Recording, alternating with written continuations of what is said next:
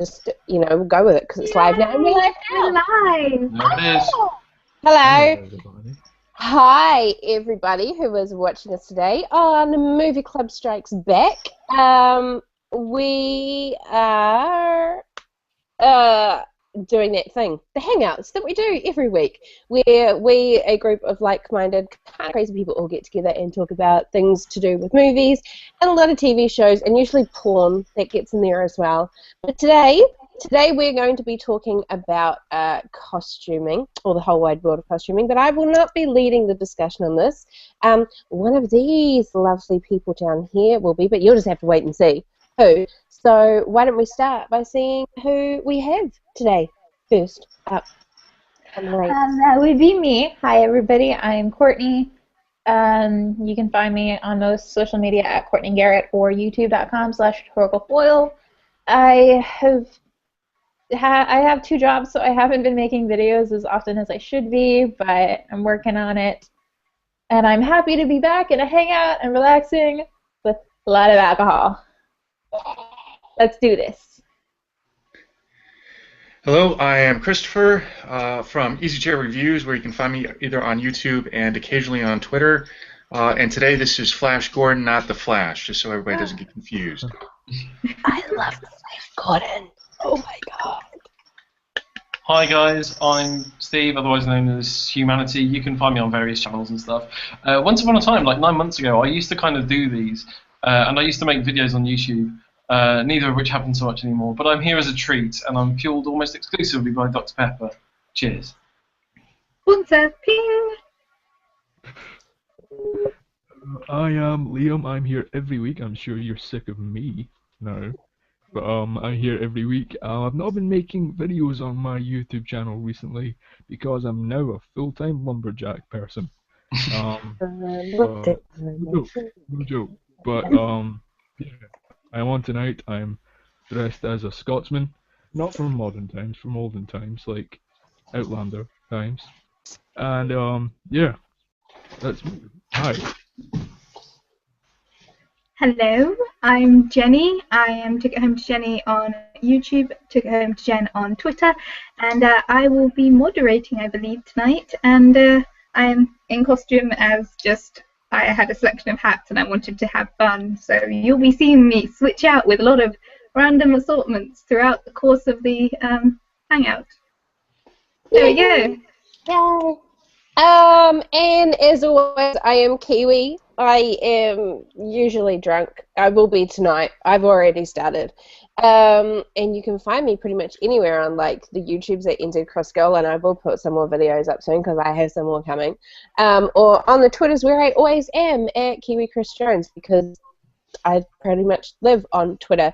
But for those of you who are watching with us while we're filming this live, if you want to give us your opinions on anything that we're talking about or throw some additional questions at us, you can either hit us up on Twitter at MCStrikesBack, and we'll get them, or if you're just watching it on YouTube, you can drop them in the comments, because I will be able to seize them. Or also, if you're watching on Google+, you can hit us up with the Q&A section, and we can find your questions there.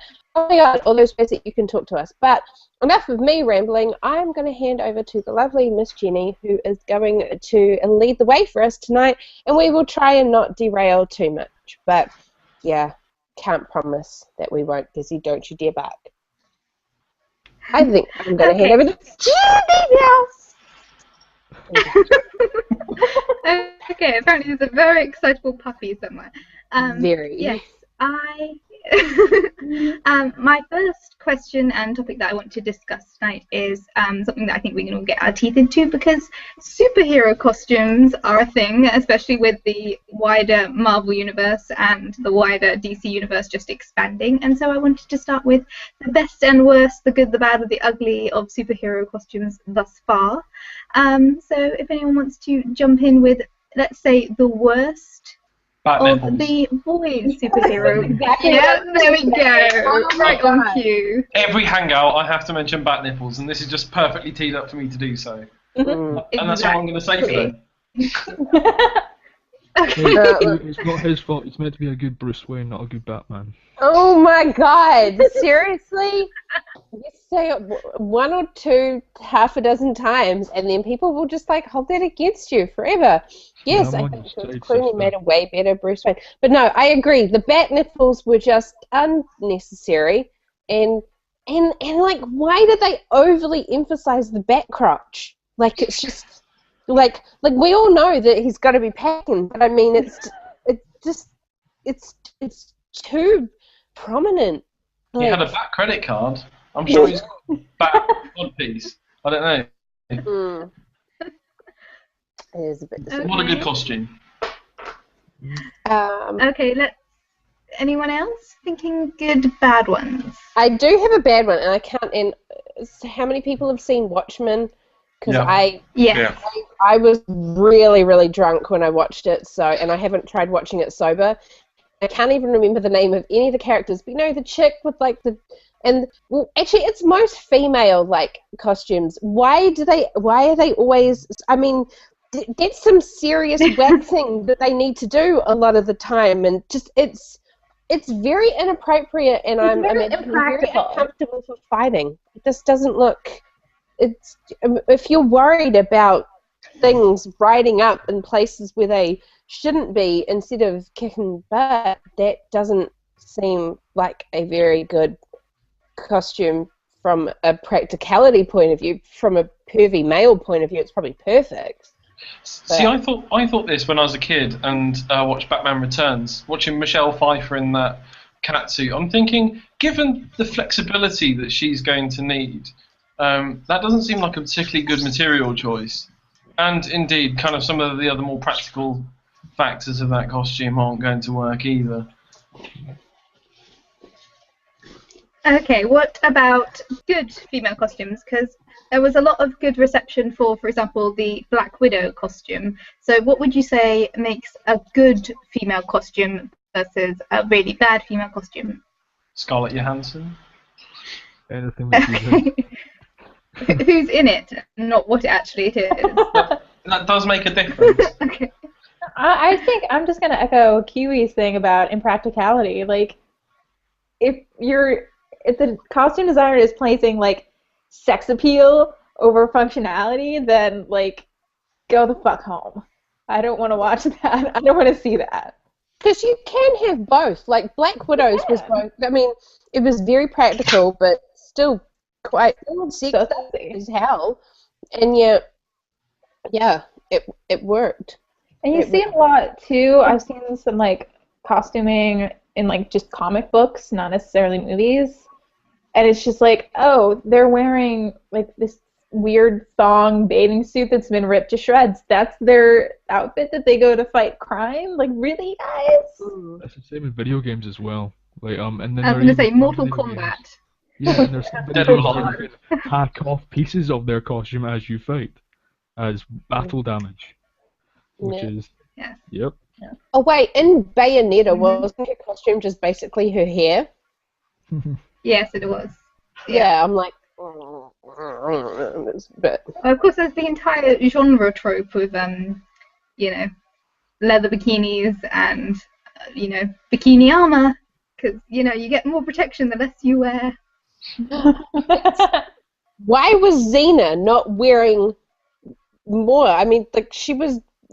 As long as her nipples were protected with her like spiraling armor thing, that was all good. That was all good. But the rest of her, what's a few flesh wounds on the remaining like 70% of her body? It doesn't need to be protected. I think at this point I need to shout out my pet peeve with Black Widow's costume, which not in the Avengers, but in Iron Man 2, she is all dolled up in a little black dress, and then she gets changed in the back of the taxi on the way to be a badass. And she has her hair up when she gets into the taxi, and then she takes her hair down to beautiful ringlets for the fight sequence. And that is a pet peeve of mine, where I was like, no, her hair was away. It was good. Yeah. They need to be up Okay. in like a tight bun if you're gonna fight crime. Yeah. Because if you ponytail, then they can grab the ponytail. That's dangerous.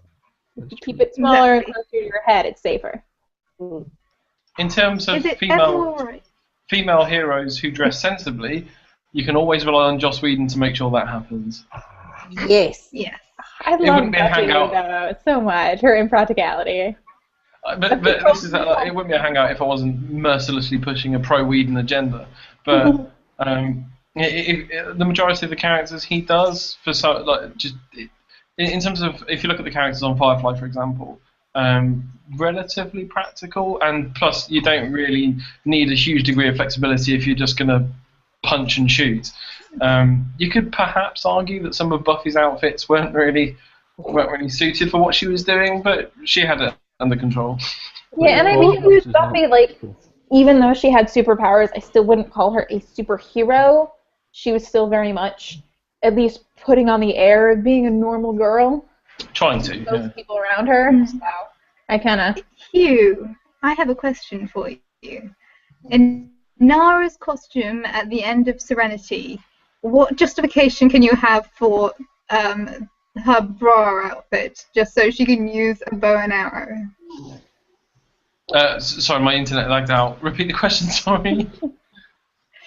Nara at the end of Serenity wears a rather less than covering top in order to use her bow and arrow. What would your defense on that one be? I'm just interested to know. Okay, it looks nice. I don't have a good defense on that. The man's not perfect. Okay, cool. Well, that actually leads me on pretty well to another one of the questions, which is when costumes are really pretty or just look amazing, does it justify them being historically inaccurate? For example, if we're looking at these fabulous costumes from, say, the Keira Knightley version of Pride and Prejudice, they are a few decades earlier than the book is actually set in order to give them lower waistlines so the girls look nicer. So I think that's justified because it's artistic license and looks pretty, but at what point is that good artistic license and at what point is it bad artistic license? Out to the room. I would say when it's one of my pet peeves for costuming in films is especially when it's older, but when it's set in an older time, like Vikings, let's just say, and they've got really clean costumes. Do you know what I mean? When it's like freshly, like just bought out of a Halloween store and then just plopped on the actors. Vikings didn't have washing machines back then. They didn't have. What? I know. They didn't? Oh my god, I'm learning so much. Here to help. Yeah, but it's not like everybody was walking around covered in mud just Yeah. before they invented indoor plumbing. People did know how to clean themselves and kind of keep their stuff clean. So I'll grant you part of it, but like 90% of it I'm okay with because it wasn't like we just woke up one day and said, oh, you know what, dirt's bad. So I can forgive that a little bit. Yeah, a little bit, but at the same time, I feel like they still wouldn't have as much in the way of like cleaning stains, maybe. Like if they're fighting in this stuff, they're gonna get a lot of perhaps blood on there, and blood's not necessarily the easiest thing to clean out of clothes, so I hear. But it's also like when it's, let's just say, peasants walking about and they've got maybe a dab of dirt on their cheek, but the rest of their costume is really clean. I mean, it's understandable when like nobility and all that, like the kings and queens and all that, have cleaner clothes.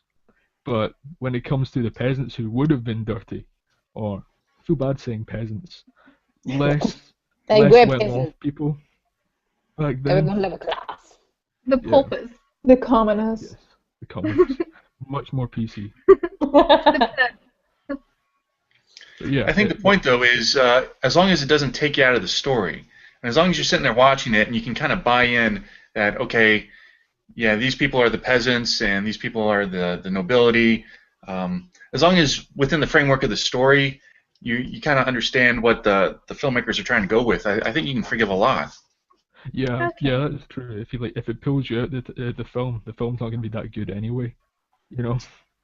Yeah, I mean, Okay. for instance, I mean, not to go on the Scotland riff, but Braveheart.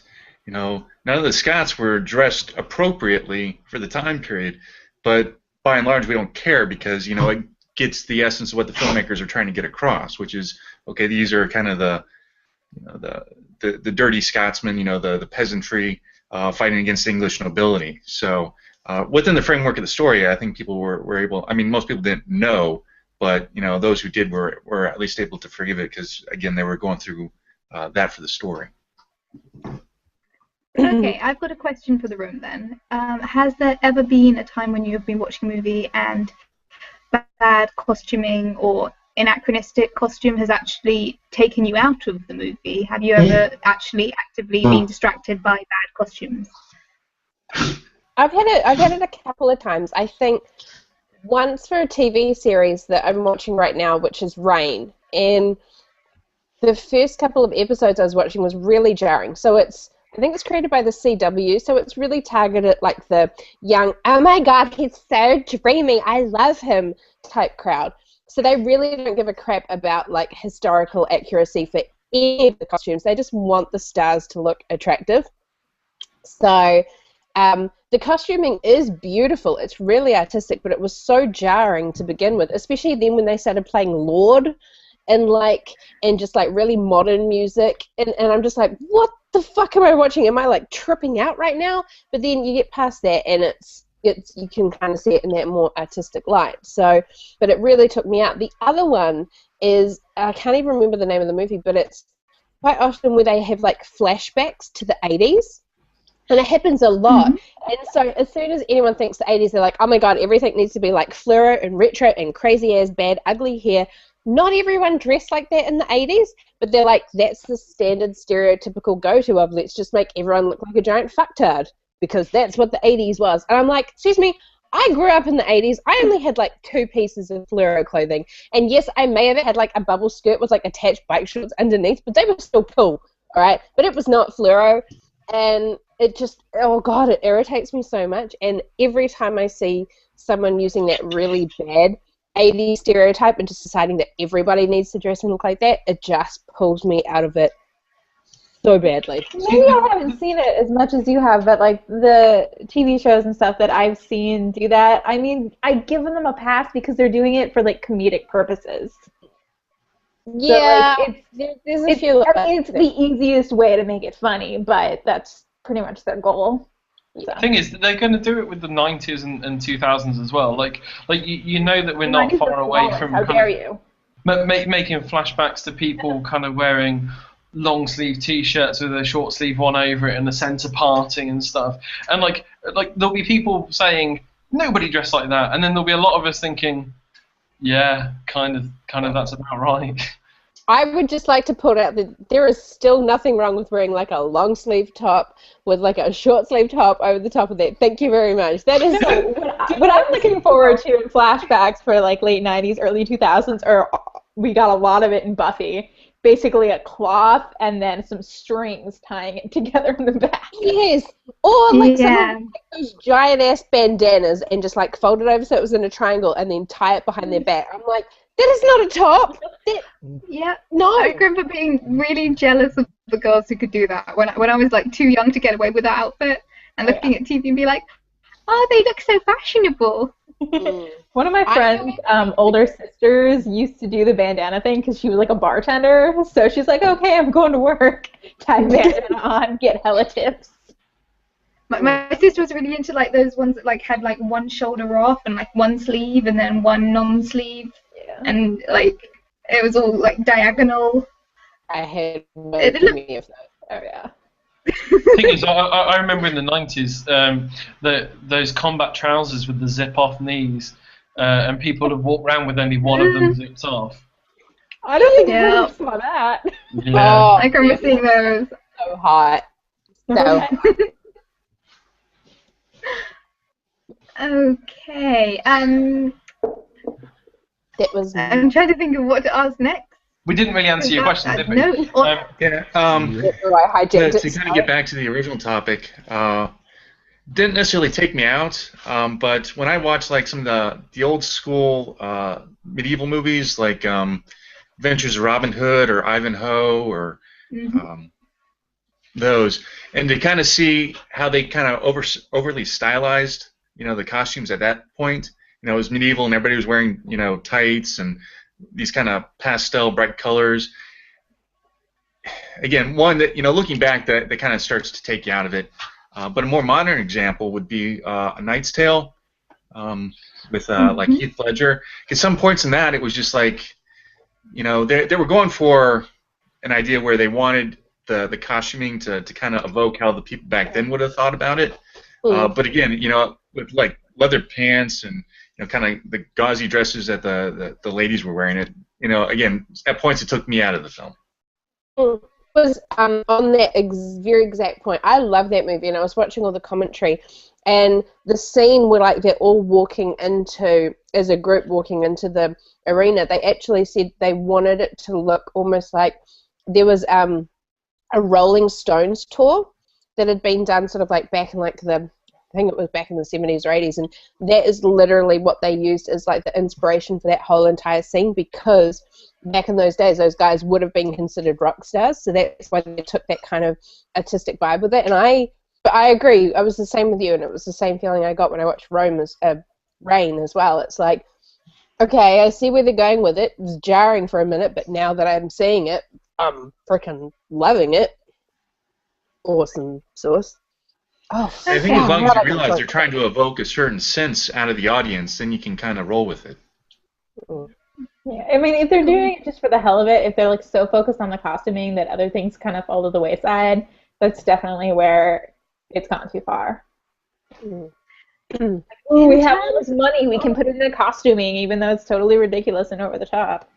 And not forgetting that actually there are a few other factors involved. So period stuff is a great example. So when you look at films that were done around the same kind of area, where you've got things like Gladiator and Alexandra and things like that, they have to borrow props off each of the other movies. So there is an enormous overhead in actually sourcing wardrobe and props and all that kind of stuff. So even if they don't necessarily they can't necessarily afford to always go 100% accurate for the exact time period or style that they're looking for due to budgetary constraints, as long as they go for kind of what is perceived to be the kind of idiosyncratic dress of that of what a user would expect people to see at that time, that's kind of enough, because it's just it's kind of a framing device in many instances, and I don't think studios care enough to get it bang on.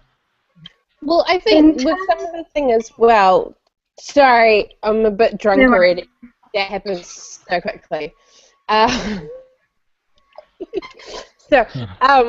When with all the big historical things, very few of us, I think, actually spend time researching what they would have been wearing back in those times. So we're so conditioned by what we see in movies. Like, as far as I'm concerned, yes, back in the times of Gladiator, they all dressed like Russell Crowe, and that's what they always wore.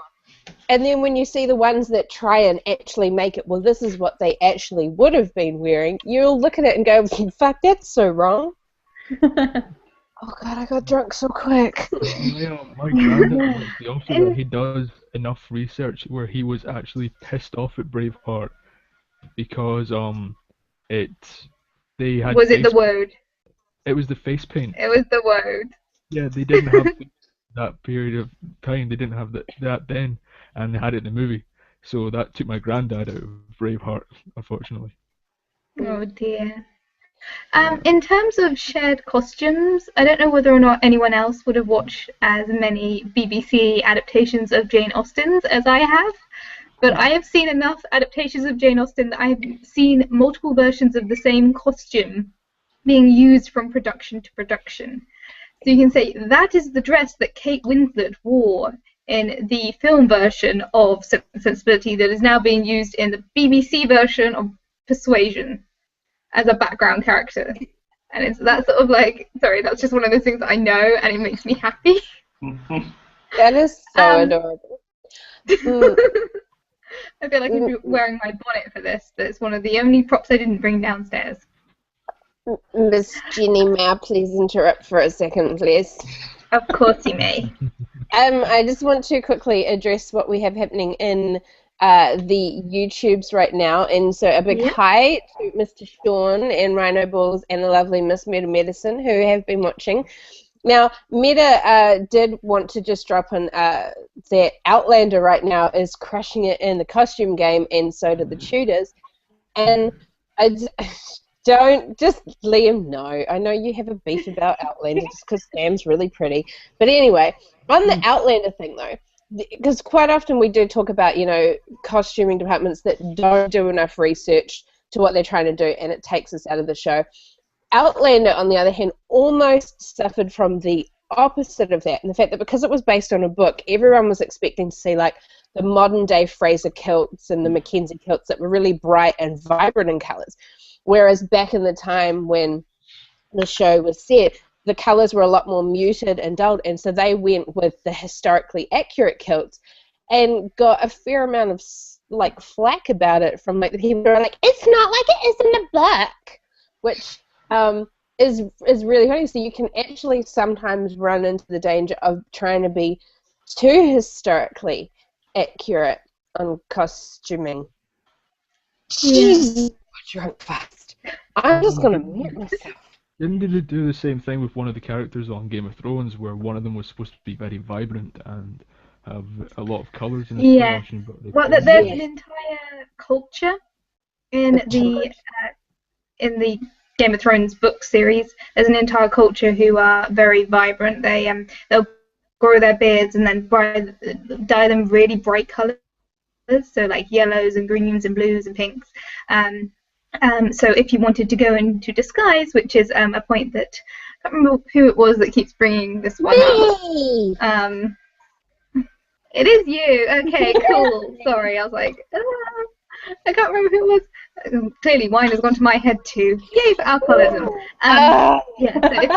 So if you were trying to disguise yourself as someone from this culture, it would be one of the more obvious kind of faces to put on. But yes, that was one of the things. Talking of which, I think when they were making Lord of the Rings, they put in a lot of effort into making fantasy armor and costuming that still was grounded in reality, and they put in a lot of work into making it realistic within the fantasy realm. And I think that just had a lot of influence on fantasy and historical costumes coming in to the modern era. So post Lord of the Rings, there has been a lot more really good costumes, particularly, for example, Game of Thrones. And I think if you look at the kind of pulpy, medieval fantasies before Lord of the Rings, they were a lot more low-budgeted and campy.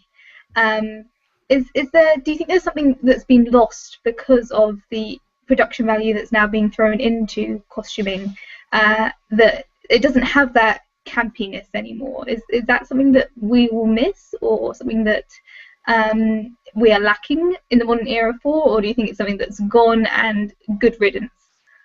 I don't know that I necessarily agree that the fact that changed with Lord of the Rings, because I think if you look back on some, and the first one that jumps to my mind is Willow. If you look at that, that wasn't very stylized as far as the costuming. It had a very kind of realistic, grungy sort of effect to it. So I think there's definitely, you could make a case that that kind of existed before Lord of the Rings. And with Lord of the Rings, I almost get kind of like 50-50 on this one, because I think with like the Hobbits or with Rohan, they did a very good job of making it look very realistic, and you could kind of immerse yourself into that world. But when I look at like the elves or Gondor and or the orcs and how they approach those, you could really see Peter Jackson's kind of B-class or B-movie mentalities seeping into it, because to me those kind of took me out. Okay.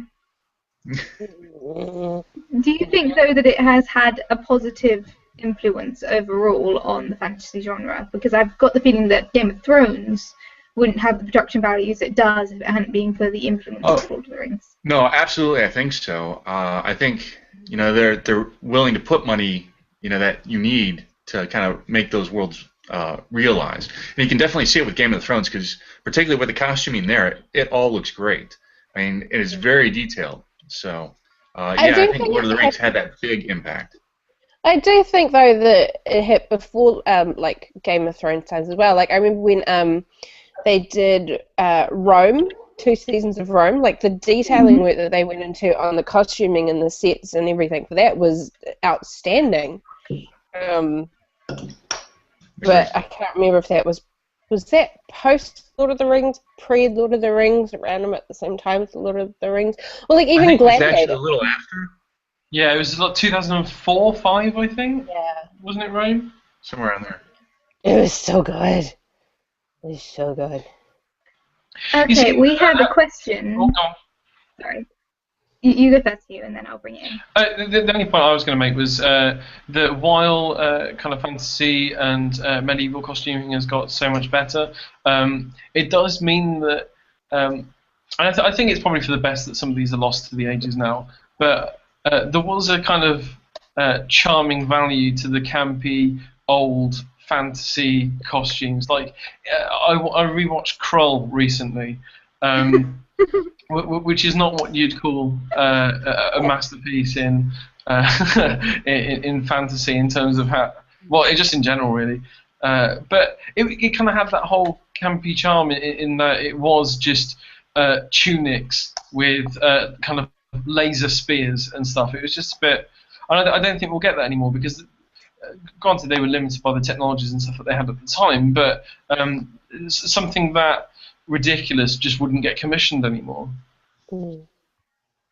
Or it's Okay. more like the ones that were really good and happy. Like I'm just looking at Army of Darkness, and that was so cheesy, bad, but like aren't they remaking it? And those types of movies, when they try and remake those, they try and remake them to the same now like modern production values that we utilize, and you actually really lose something that was quite awesome about them in that cheese factor.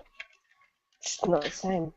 Well, it's probably just up to the filmmakers because they have the option, do I want to go realistic or do I want to go stylized? Because both of them are going to, affect a certain reaction with the audience. So I think as long as they've got the option, which they do, when you've got the production value behind it, then you can make that decision. I want it to look very stylized, like, Excalibur or Krull or something like that.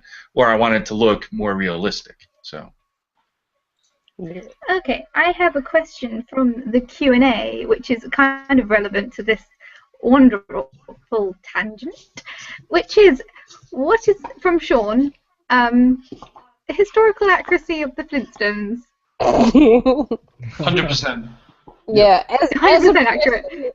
as a person who was there when it happened back in those times, just accessing like repressed past memories and whatnot.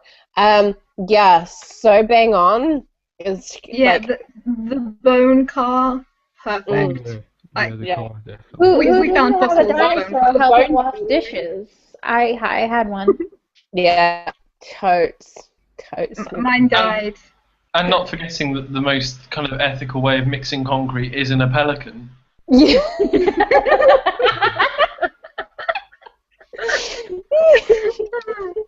Thank you, Sean. That was delightful.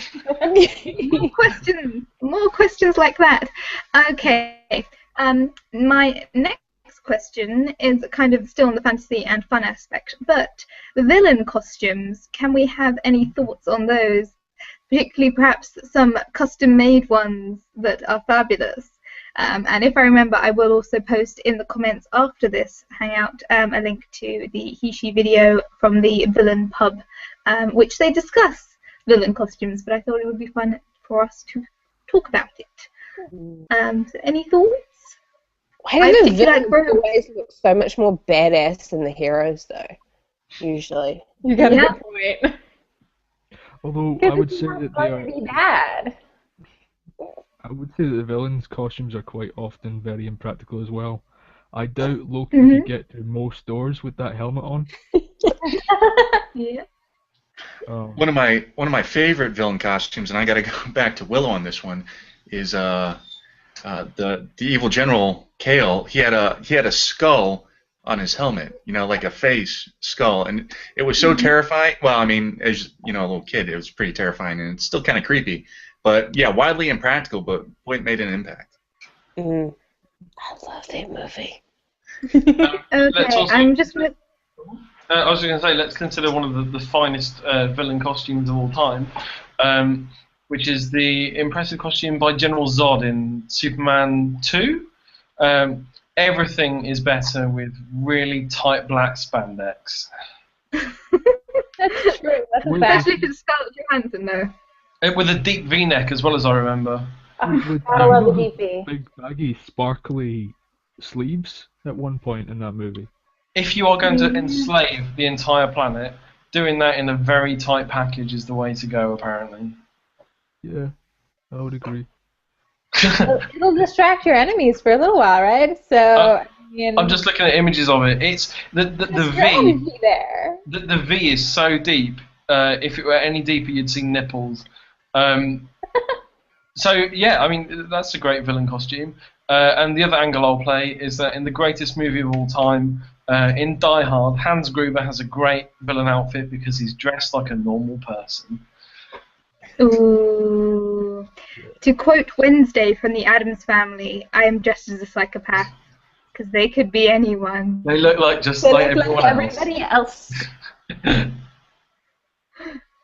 There we go.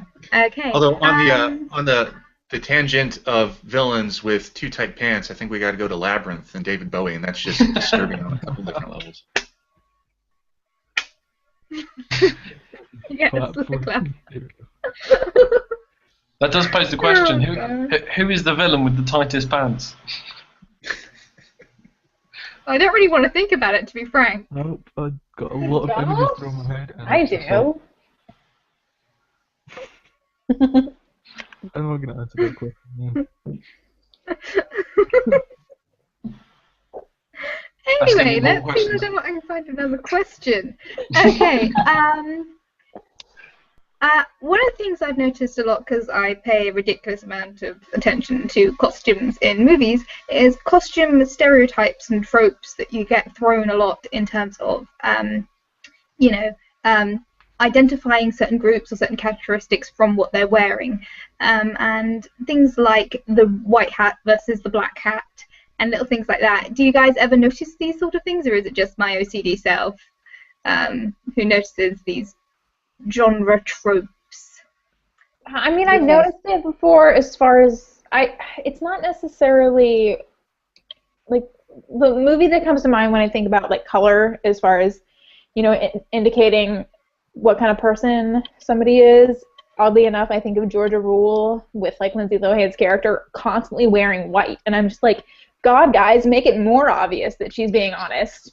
But yeah, I think color is very important, and like stormtroopers, like they're white on the outside but black on the inside. Like it's there for a reason. I think what's happening quite a lot recently is that I don't know, I could be completely wrong here, and I normally am, but like quite often it's like very dark colored, very high quality clothes. Like normally a dark colored suit nowadays, if you're setting a movie in modern day times and you want there to be a clear hero and a villain, it'll normally be light colored normal clothes for the hero and quite high quality darker clothes for the villain. Or at least that's a trope I've picked up on a couple of times.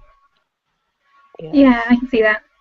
What about, for example, if we're talking about Star Trek, I had to get the right one there, people who are wearing red. Oh, the poor red shirts. Yeah.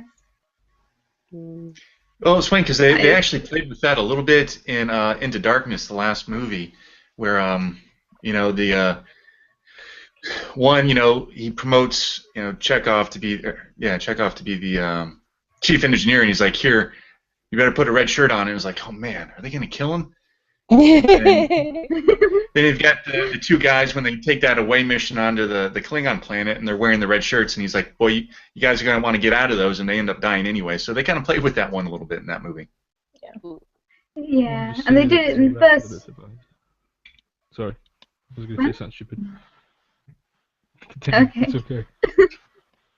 They played around it in the first of the reboots as well, didn't they? Because they had when they were jumping down onto that drill thing. Yeah, the only guy who died was wearing the cocky guy in red, and he was the first one to get smushed. Yeah, the English guy. To be Yes. fair, it was his own damn fault. Yeah, the English guy's Yes. arrogant and he dies. Way to go, And it's wearing Hollywood. red. The red shirt to constantly survive. Scotty. Just want to put that out there. Scottish people Yes. defy the Although, red shirt. ironically, the reason why the red shirts are vulnerable is not because they're just naturally that way. It's the uniform for the security team on Star Trek Enterprise. So it's the security, the ones that are sent in first. So that's why they always die. It's because they're the ones that go into the dangerous situations because they're the security team. The more you know. Yeah, it's observation bias, is what you're saying. Pretty much. Is there any? Was that Key? I'm just because it was just I mean the whole black hats, white hats thing. Yeah, I'm just thinking. I have to say, yeah, pretty much every Western movie I've ever seen does that. But I'm just trying to think of more modern movies where I've seen that, and I'm kind of drawing a blank. Well, Other than I think Star Wars was always kind of sort of pretty blatantly obvious about it as well. It's like, oh, he's all in black. He must be the bad guy. Look at all the good people wearing white. Blue lightsabers versus red lightsabers. Exactly. And Anakin's slow transition into Sithhood as well. Exactly. Yeah. Yes. Now, despite how shit the prequel movies were, it's like you could, and we all knew that Anakin Skywalker was going to grow up to be Darth Vader anyway. But it's like, how the fuck did the other Jedi's not get it? Like, they're all wearing white, and suddenly this little upstart kid's all like, "Look at me with my darker color clothing than the rest of yous is wearing." Gee, I'm not giving it away that I'm slowly turning to the bad side. Duh. They're not the fashion police. Well, they were, though. Needed some intergalactic fashion police being all like, "Oh, girlfriend, look at what he's wearing. He is so turning to the dark side." Anakin, sweetheart, that outfit is so not working for you right now. Exactly. You're totally gonna murder children. Yeah, you need to embrace your lighter side because right now those dark colors, they are just so turning you evil, girlfriend. Mm-hmm. It wasn't the dark side, it was the dark fabric. Fashion polices. Anakin, just so you know that we tend to put all our laundry together, and your one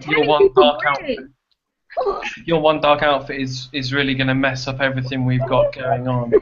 So The grey side of the force.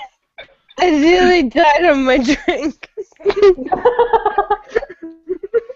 Okay, talking of other genre costume tropes, something that I found a lot, especially in big epic movies, Star Trek included and Star Wars included, is when you have people of the same uniform, they're often, obviously it's easy to tell them apart, but if they have their face covered, it means that they're a nameless enemy and you can defeat them a lot.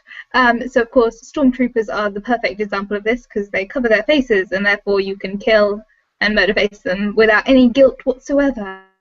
I was wondering if anyone else had noticed that as a trope, and this doesn't have to be sci-fi epics but historical things. Have there ever been a situation where you've been like, that guy's covering his face, he's gonna get murder faced? Yeah. Like in medieval times when people would just come out with full knight armor and the knight helmet shut, them fools gonna die. Really. Yeah, the good guys in any medieval piece don't wear helmets at all. You gotta see their flowing locks as they rush into battle. You gotta see the emotion on their face. Passion for doing what's right. Yes, hair flips. You're not a good person unless you can do a hair flip. Okay, moving on, because Hey, Miss Jenny. I just noticed we've got a couple of questions in the Q&A. Q&A. Few comments, and one that I wanted to which kind of goes back to the shush.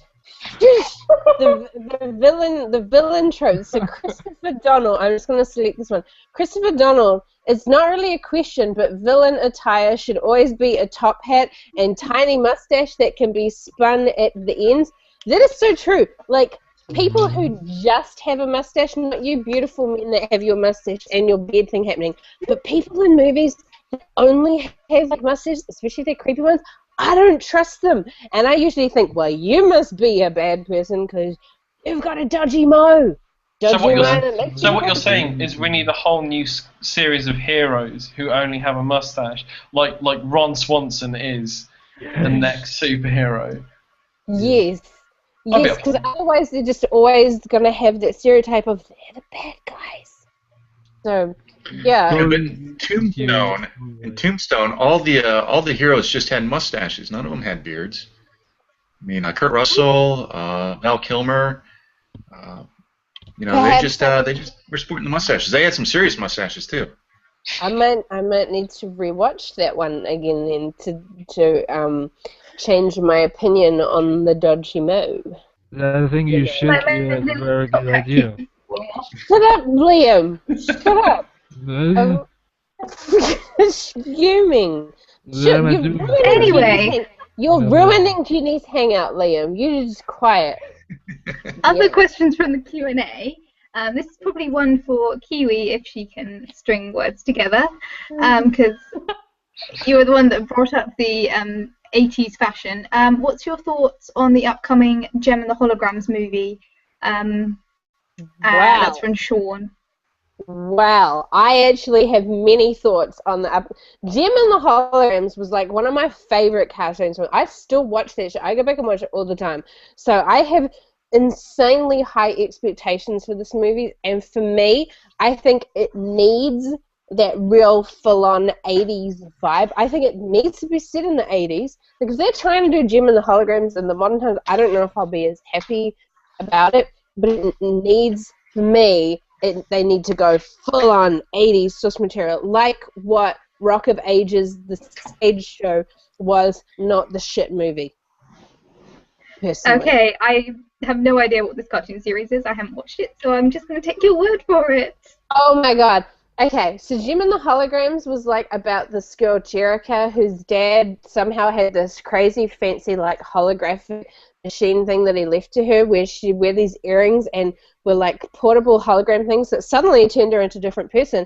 And then it taught young girls about how to cheat on your boyfriend with like your alter ego and how to just really devalue yourself. It was amazing. Okay, I'm time stamping this for later because that was the most fabulous description I've ever heard. You need to Okay. go. Netflix, I recommend you watch it. I'm gonna be quiet now. Okay, the infographic on the Q&A says Dr. Manhattan's costume was one of the most breakthrough costumes of all time in cinema history. I think we can all agree that,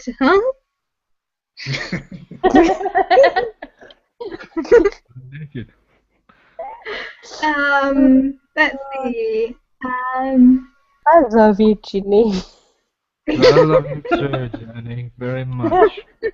I love everyone so much. Okay.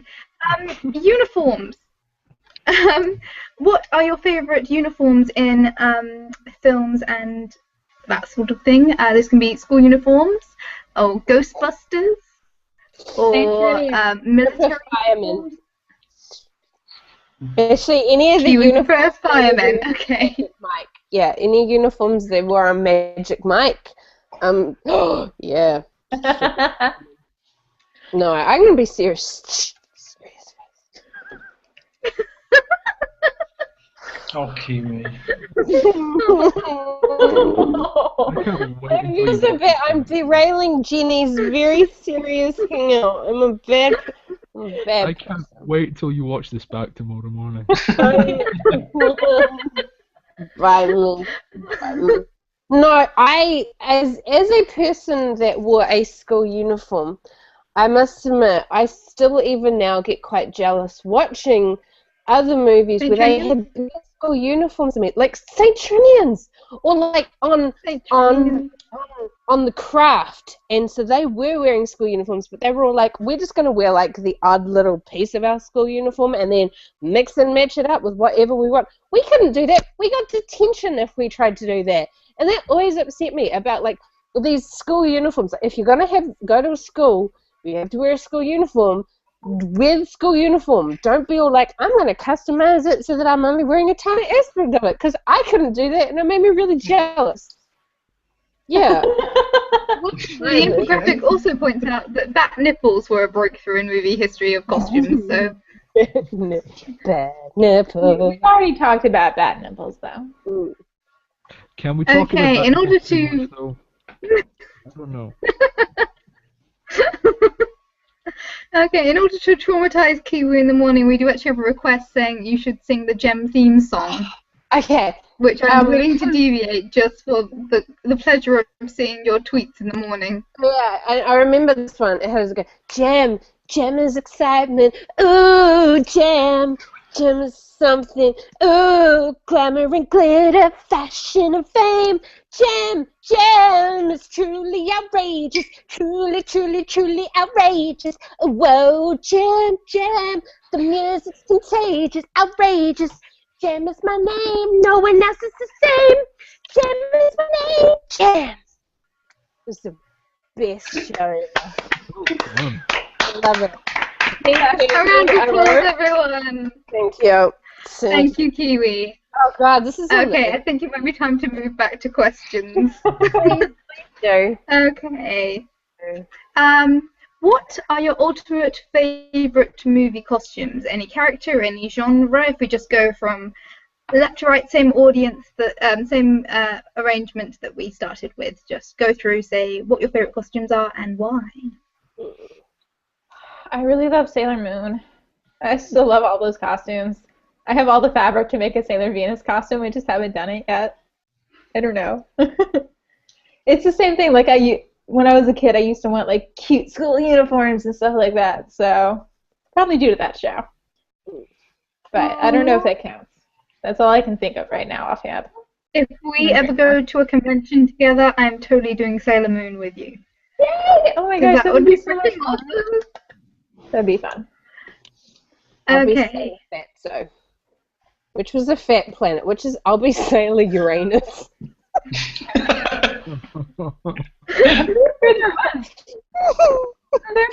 Anyway, Sorry. Chris, do you have a favorite costume? Favorite costume? I don't know. It's difficult. I mean, the one I think that just pops in my mind, that would say this really kind of exemplifies the character, is just the Jedi in the original Star Wars, and to some extent they copied it in the prequels, but just kind of those almost samurai-looking robes and just kind of these monk-type characters, I think that really kind of typified what those characters were supposed to be. So, and you had a certain kind of mirror. I mean, Alec Guinness in the first one as Obi-Wan Kenobi kind of set it off, and then Mark Hamill kind of followed it up. But I think that always really well emphasized or was a good imagery of what that character was supposed to be. So, plus it looked kind of practical. I don't know. The two I'm going to pitch aren't necessarily kind of the best across everything. They're just the two I've kind of thought of first, both in the same franchise. I'm a big fan, actually, of Littlefinger's costume from Game of Thrones, which seems like a bit of a left field choice. But I think kind of the composition of how that fits the character, I think, works really well.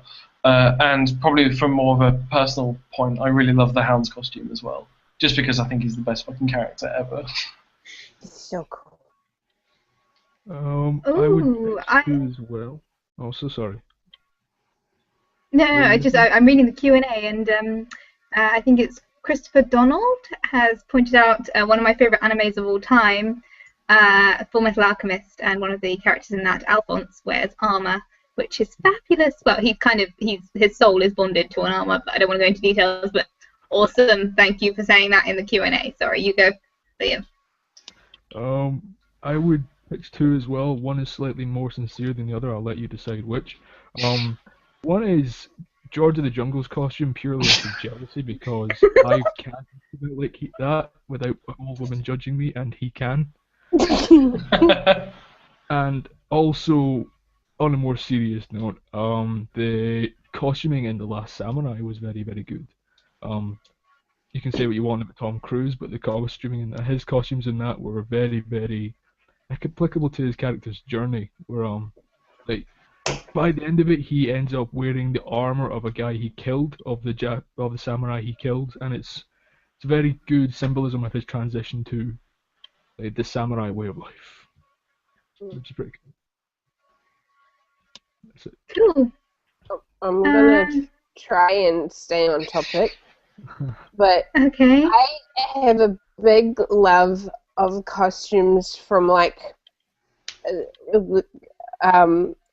from movies like Elizabeth, or the ones where the boobs are up here and the skirts flow up for miles. And it heavily influenced me as a child because I would take heaps of bed sheets and create these big fancy flowy gowns and just run around the house in them, and it was great.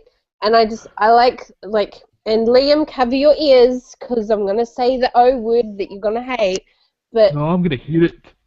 for anyone who has seen the wedding episode in Outlander, her wedding dress, despite the fact that her boobs look very uncomfortable, like they have smushed some hard out poppage happening, but the detail work on the dress was exquisite, and I want that dress for my I used to clean the house occasionally in my wedding dress so that I could have like that episode in Friends, just so that I could get more wear out of my wedding dress. It was good fun. But I would want those big costumes. I like the big costumes. They're so pretty. I've got to give points to whoever did the costumes. I should know her name, but I've forgotten it. The costumes in both The Duchess and Pirates of the Caribbean, because somehow they managed to give Keira Knightley incredible cleavage. Oh, I Despite know. the fact that she's not a busty girl, No, she's not. but she looks fabulous in those films. And the dresses themselves are gorgeous and detailed, and the fabric's amazing, but they did wonders for her. Mm. Mm. It gives hope to us skinny girls. Yes. I'm not one of those girls, but still, there's hope. No, I'm not one of those girls either. Me neither. Me neither. Wait, you I'm know. the only girl in the hangout with ears and no boobs. Okay, moving on.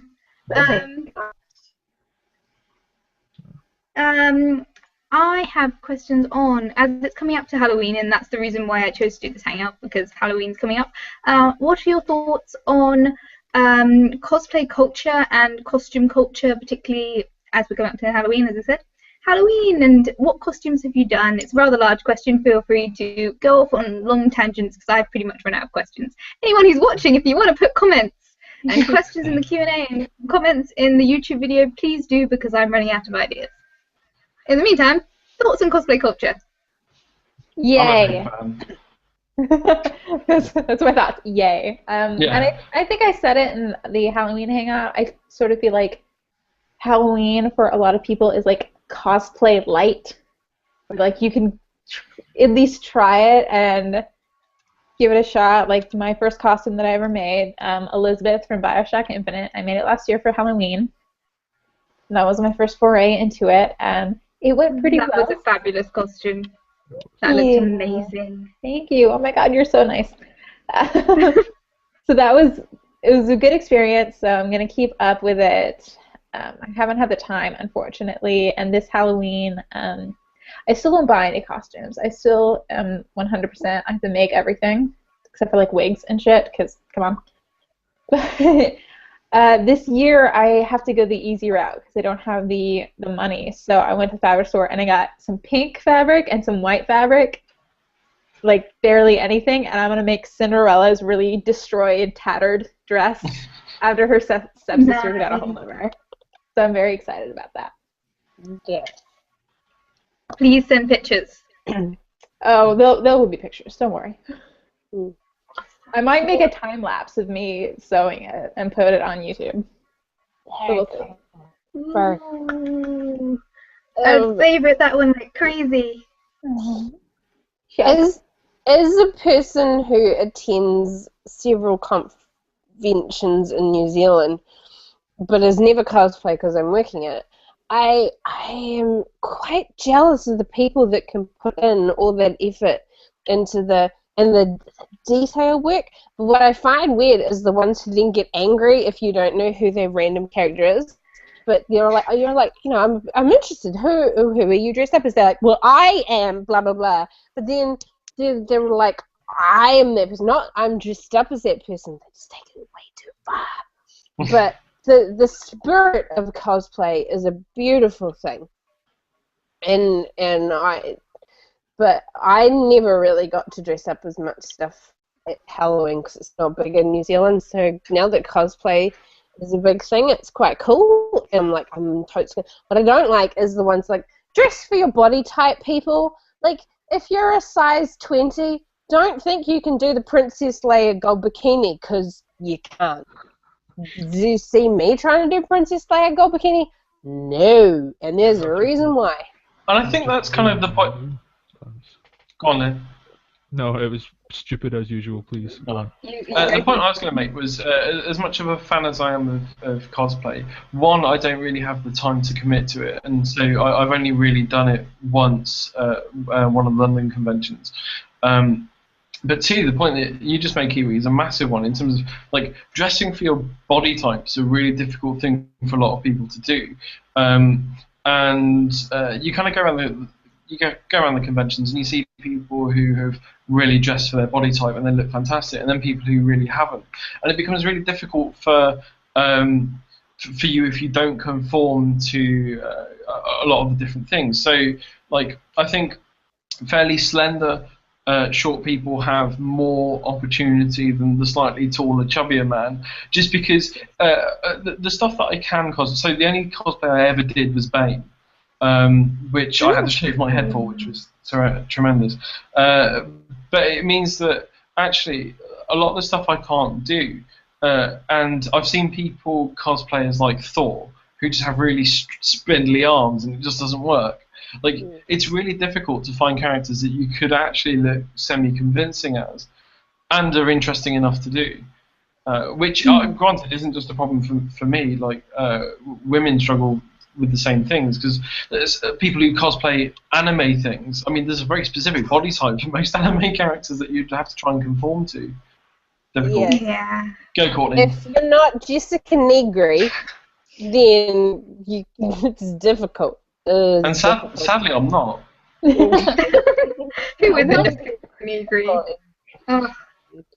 I mean, one suggestion I have for that kind of thing, it's like you really love a character, but like you don't have the body type for that thing. I feel like that just gives you more of a reason to take creative license and make like a modernized version, or like in like old period piece version or something like that. Like I have a idea for a version of like Harley Quinn that I want to make. I want to make her like a 40s film noir kind of yeah. I think that would be really, really fun.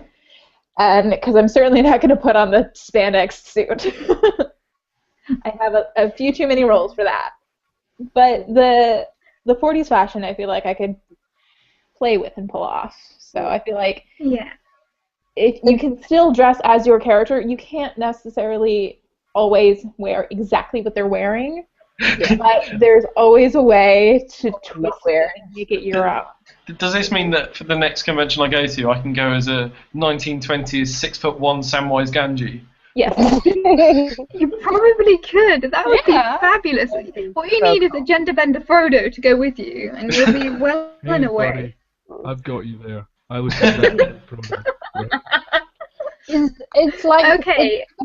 Because like nobody looks like actual Disney princesses, I really don't think. But like the ones who do like the really cool like hipster versions of Disney princesses, that type of stuff is cool. Is really cool. Ooh, there's a question in the Q&A about if all the Hangout people, namely us, could do a group dress up, what would you all agree on and why? Oh, can we I do go with gender pirate. swap adventures?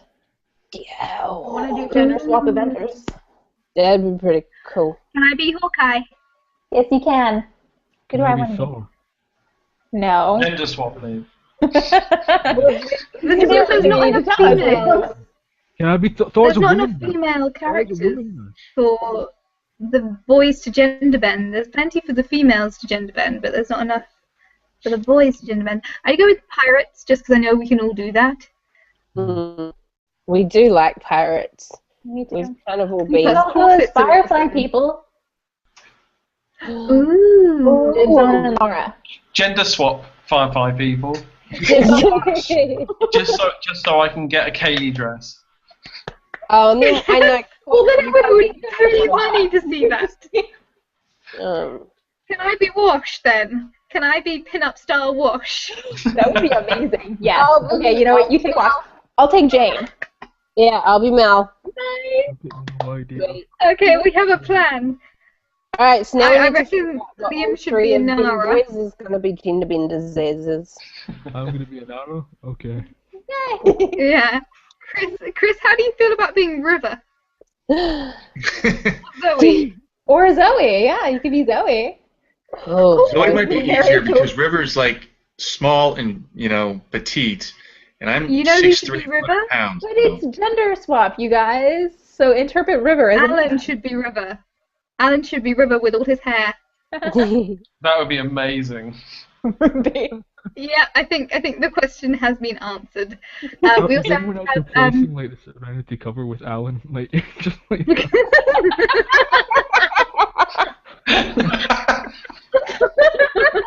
oh, Photoshop. Please, someone in the chat Photoshop that. That would be priceless. Sean gives kudos to your Flash shirt, by the way, Chris. Mm. You have many points from people in the Q&A for your Yes. shirt. Yeah, this is actually the closest I get to cosplay because it really is the Flash shirt, and you just put this on like over some khaki pants and some tennis shoes, and you're Flash Gordon. Minus the blonde mullet. So. Okay, I'm just going through the Q&A. The Iron Lady was apparently one of the worst movies. I don't know how that's relevant, unless the costumes were bad. Like nugget. Women have balls.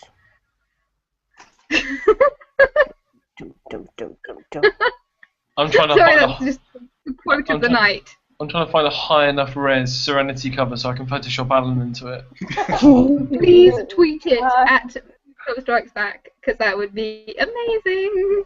Oh, I know what I never discussed at the beginning. When we were talking about superhero costumes that we like, I'm really liking the route that they're going with, like Arrow and Flash and who's Roy technically supposed to be, and Black Canary. The fact that they're going, it's not like all cheesy spandexy and stuff. It's like badass, sexy leather, but it's still wearable, but it's got that modern. It's what you would expect if a superhero in today really was going to be walking around. That's what they would be wearing, not some Superman costume with their undies on the outside and a big letter slapped on their chest.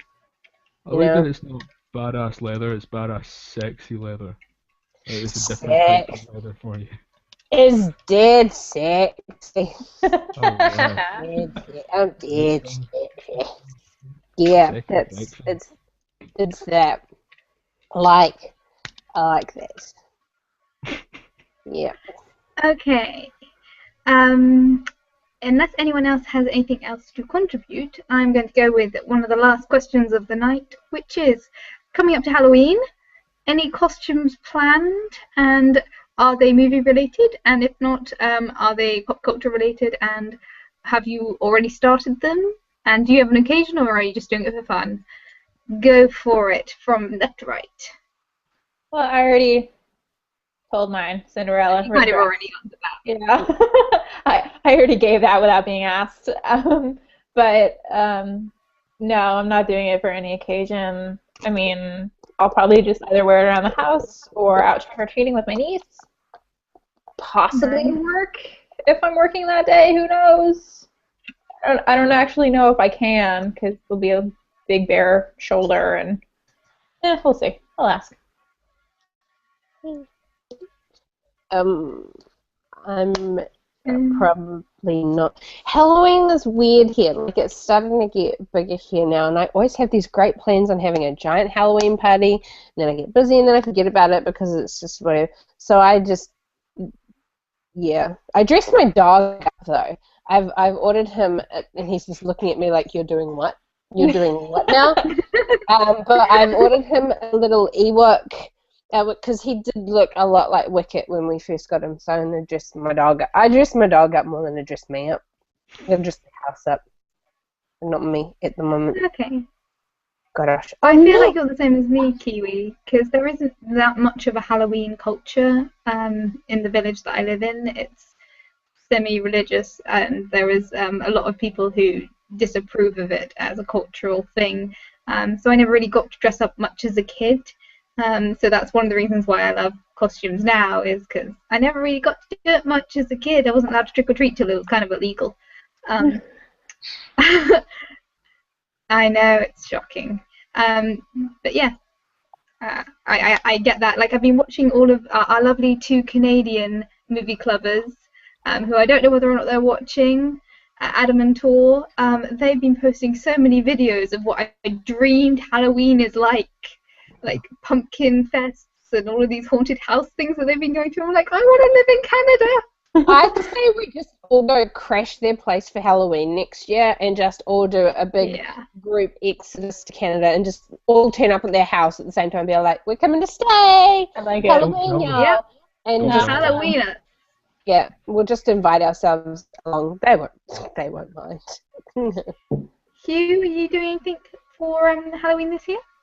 Sadly, no. Sorry, if I'm making weird faces, it's because I'm photoshopping Alan. Okay. I think we'd all no, be making weird faces. No, I've got. I'm out in London on actually Halloween, so I normally kind of hang around and kind of get ready for trick or treaters and stuff, but it's not really happening this year. So yeah, I don't actually have any plans at all. And the event I'm going to, I'm told, is a little formal, so fancy dress is banned there too. So yeah, nothing interesting, sadly. Oh my god! What we should Alan, do is wear a ball dress to this fancy event, and that way you get the best of both worlds. You should wear a Kaylee dress. Can I just say, Alan as River is a very strange thing. Beautiful. I'm gonna save this out and share it. Yes. Awesome. Okay, Liam, have you got anything planned for Halloween? Not really. I might go see if I can throw together a Thor thing, seeing as you can't really find too many things for long-haired, bearded, tattooed guys. Or anything like that. But if I don't find anything, I'll just put on a loincloth and go as George of the Jungle. Why not? George. Have you got a party that you're going to, or is it just No, I'm general trick or treaters? George. Get trick or treaters in Troon? Yeah. And Trent, thanks for just telling the whole internet where I live.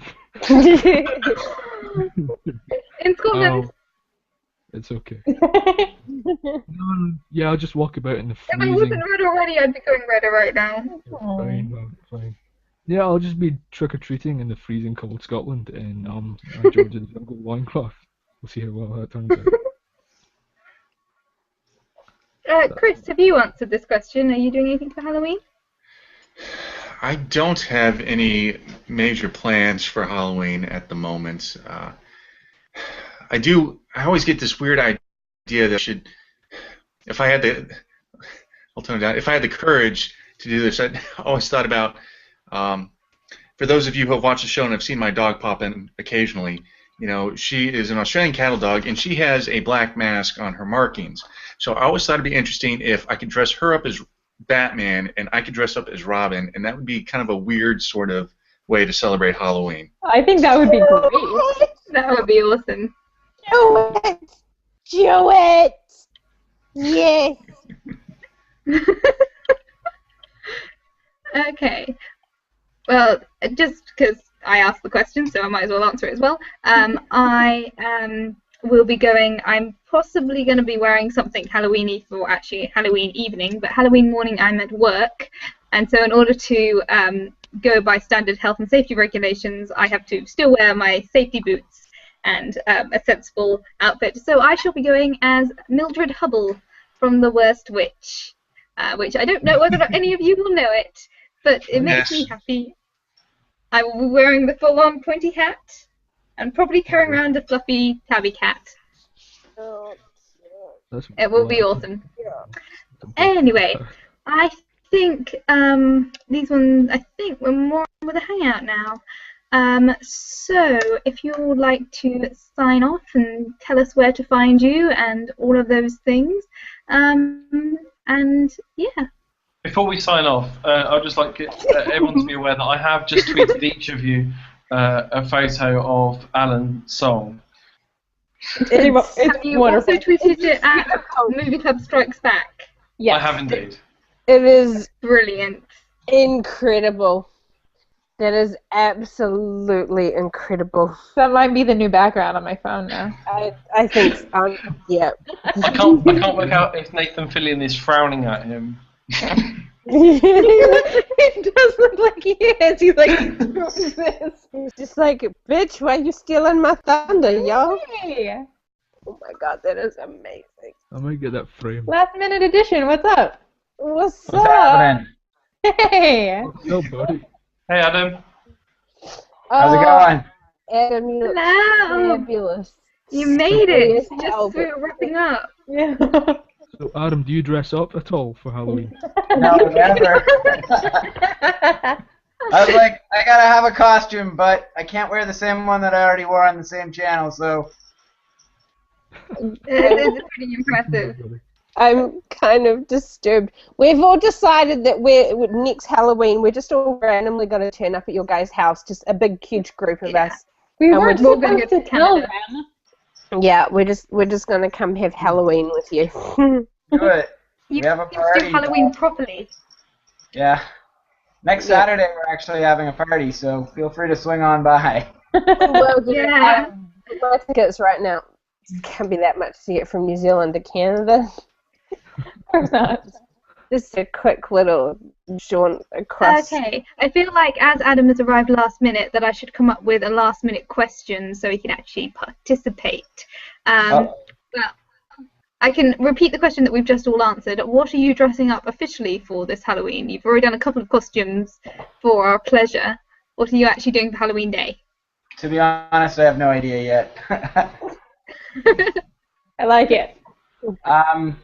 Victoria wants to do like a carnival themed thing with like carnival and Halloween, so like zombie carnival people. My brother's doing a really cool thing where he's making like fake stars in his face and then putting clown makeup over it. So I'm trying to think of something kind of cool to go within that those parameters, but haven't quite settled on it yet. Okay, I've just thought of one last question and then we'll all sign off, which is, what is the scariest costume you have seen on a movie or a TV show, one that actually haunted your dreams and disturbed you no end? So if we start with Courtney. I'm not good under pressure. Alf. Okay, cool. Alf used to give me Anyone else want to ideas. jump Here we go. I got it. Pennywise from Stephen King's It. And thus began my huge phobia of clowns. And the scary, freaky clown right now on American Horror Story, the Freak Show one. Oh my God, nightmares. Even now, nightmares. Those clowns. Oh, Adam, he's drunk. No, I'm not drunk. I'm just happy. She's Anita time. Yes, but clowns. Anyways, did it for me. Next. Adam? Right, children, get with the program. Come on, chop. Adam, any costumes that scared you? Not really. Right no, now is freaking me out a wee bit.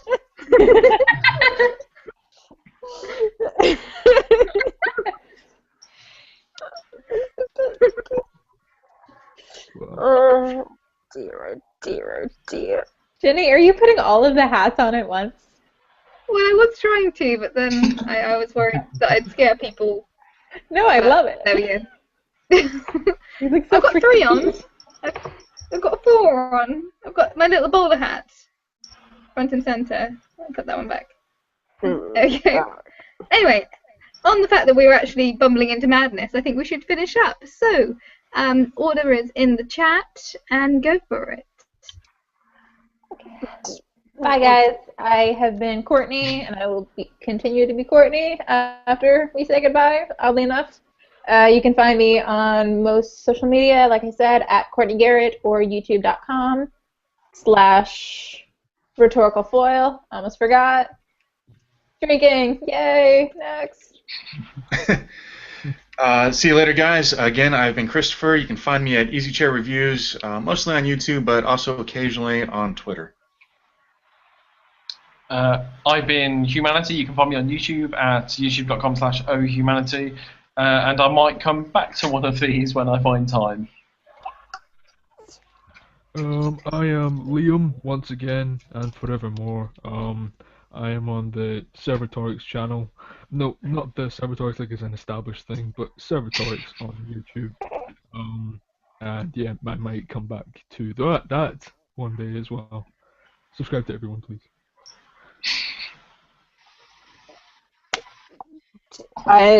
Jenny actually put herself twice in the list, but I'm going to assume that she didn't mean to have herself, that she's going to go, let's wrapping up. I have been Kiwi. This has had vodka in it. I also realized I've only had half a slice of cheese today, which is probably why I got drunk really quickly. I am on right there is the YouTubes, and then but I'm more prominent on the Twitters at the Kiwi Chris Jones, and I love tweeting to people and having people tweet to me. So come do that, and then we can be Twitter buddies. Me. Well, my name's Adam. My channel is Junk Drawer Videos on YouTube. My Twitter is Junk Drawer Videos as well. That's pretty much it. Cool. I'm Jenny. I've been your mildly inebriated host, and hopefully I haven't screwed it up too much. I hope everyone in the chat and everyone here had fun. I am now Luna Owl Cat Christmas bowler hat wearing princess Russian. So there we go. I hope you all had fun and all of those sort of things. If you want to follow the Movie Club Strikes Back channel, there'll be this every week. And feel free to comment and Twitter us and all of those sort of wonderful things, and comment and all those things. And we'll continue doing this. We post videos. We choose a movie club every week, and we review them as individuals, and we'll get linked to a playlist on the main channel. So if you want to look at any of us guys, links will be underneath this video after the Hangout. And if you want to see more of us in general, subscribe to the channel. I think that's about it. And this is my first time modding, so I hopefully haven't screwed up too much. Anyway, bye guys. Thank you for watching. Bye, everyone. Bye. Bye, I love you. I'm pushing the button now.